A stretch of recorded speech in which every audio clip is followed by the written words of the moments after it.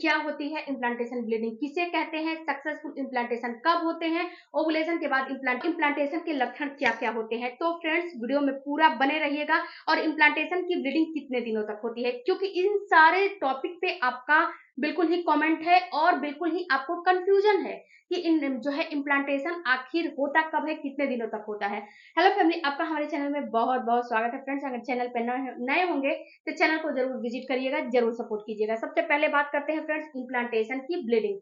सबसे पहले बात करते हैं कि इम्प्लांटेशन कहते किसे हैं। तो देखो डियर, जो इम्प्लांटेशन है ये आपका जब ओवुलेशन हो जाता है, यानी कि आपके पीरियड की साइकिल 28 दिन और 30 दिन की है, चाहे कितने दिन की भी पीरियड की साइकिल हो, लेकिन आपका ओवुलेशन जिस दिन लेकिन आपका इम्प्लांटेशन जिस दिन ओवुलेशन हुआ है उसके 7-8 दिन के बाद, 10 दिन के बाद ओवुलेशन जो है इम्प्लांटेशन होने लगता है। ओवुलेशन के बाद चाहे आपका ओवुलेशन किसी भी दिन हुआ है, उसके 8वें-10वें दिन से आपका इम्प्लांटेशन की प्रक्रिया शुरू हो जाती है।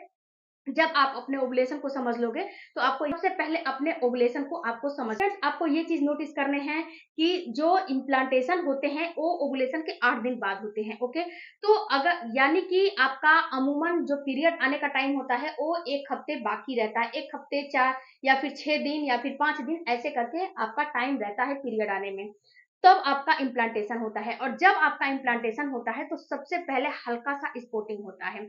ये इम्प्लांटेशन का मेन जो है लक्षण होता है, हल्की सी स्पॉटिंग होना। ये फ्रेंड्स इसको हम जो है इम्प्लांटेशन ब्लीडिंग भी बोला जाता है।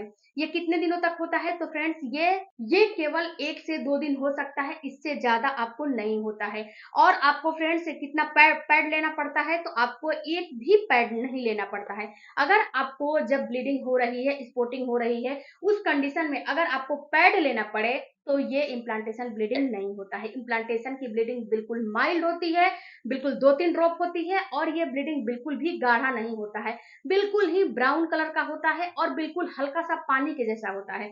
बहुत सारी महिलाओं को तो ये ब्लीडिंग होता ही नहीं है, और बहुत सारी महिलाओं को होता भी है तो उनको समझ में आते ही नहीं है कि हमारे साथ क्या हुआ। जब यूरिन पास करने जाती है, टॉयलेट करने जाती है, तो हल्का सा 1-2 ड्रॉप आ जाता है, उसके बाद ये बंद हो जाता है।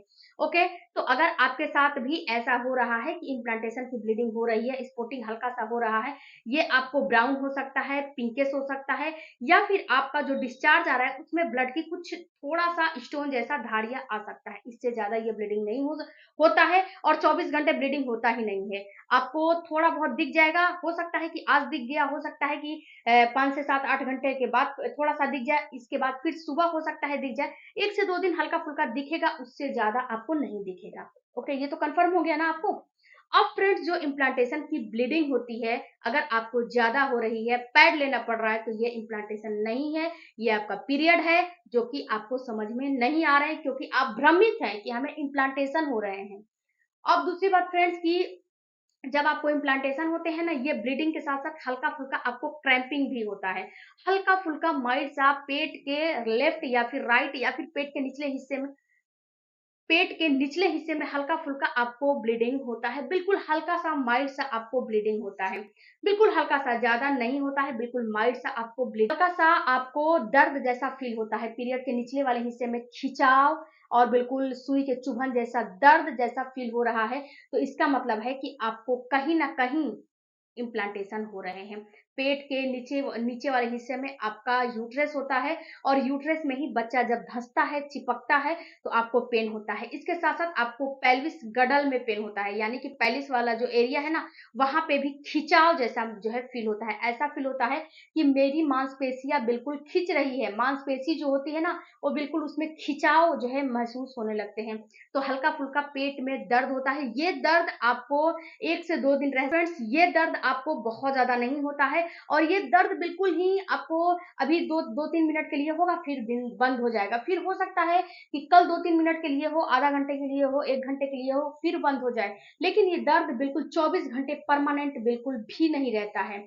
तीसरी बात फ्रेंड्स कि अगर ये आपको दर्द हो रहा है और परमानेंट रह रहा है और बहुत ज्यादा दर्द हो रहा है, तो ये कभी भी इम्प्लांटेशन का दर्द नहीं होता है, प्रेगनेंसी का दर्द नहीं होता है।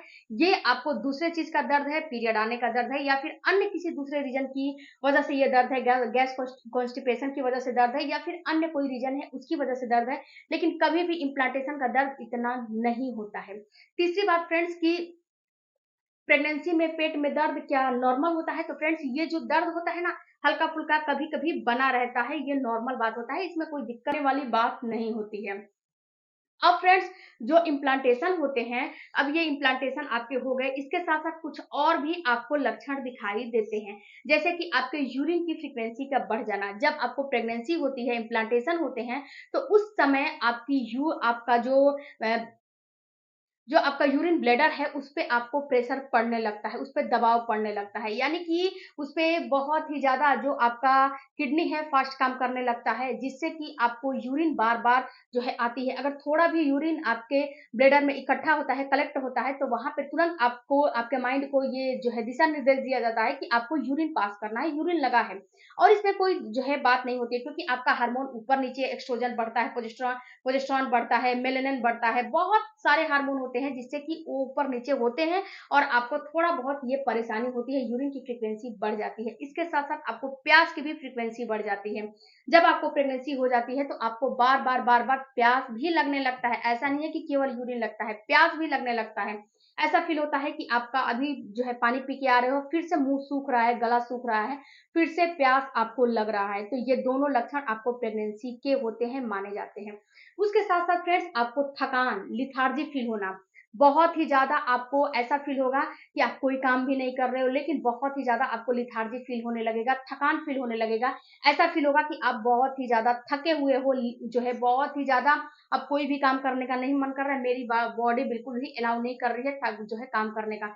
क्यों? क्योंकि जो आपके अंदर ब्लड है ना, ब्लड का सारा सप्लाई आपके बच्चे के पास जा रहा है, जितना आपको मिलना चाहिए उतना आपको नहीं मिलता है, जो कि आपकी बॉडी वीक हो जाती है। और वीक होने की वजह से आपको लिथार्जी होने लगता है, आपको बहुत ही ज्यादा जो है आपको ऐसा फील होता है कि मुझे कुछ जो है करने का नहीं मन कर रहा है, अंदर से वीकनेस जैसा फील होने लगता है। तो अगर ये सारे लक्षण हैं तो आपको कहीं ना कहीं ये समझने हैं कि प्रेगनेंसी हो गई है। और ये सारे लक्षण इम्प्लांटेशन के बाद ही नजर आते हैं, पीरियड आने से 1 हफ्ते पहले नजर आते हैं, या फिर आपका जो इम्प्लांटेशन होता है उसके जो है 1 से 2 दिन बाद आपको नजर आने लगेंगे। ये सारे लक्षण नजर आ रहे हैं या फिर 2-4 लक्षण भी मिल रहे हैं, तो इसका मतलब है कि आपको प्रेगनेंसी है। कुछ रीजन की वजह से आप आपको प्रेगनेंसी है। जब पीरियड मिस हो जाते हैं तो आपको कम से कम 3 से 4 दिन रुक के और प्रेगनेंसी टेस्ट करने चाहिए। इतनी जल्दबाजी में प्रेगनेंसी टेस्ट आपको कभी नहीं करने चाहिए। जल्दबाजी कोई भी काम में नहीं करना चाहिए। ओके, तो आपको ये बात को समझना होगा। वीडियो अच्छा लगे तो चैनल को सपोर्ट कीजिएगा। मिलती हूँ अगले वीडियो में, तब तक धन्यवाद। Thank you for watching.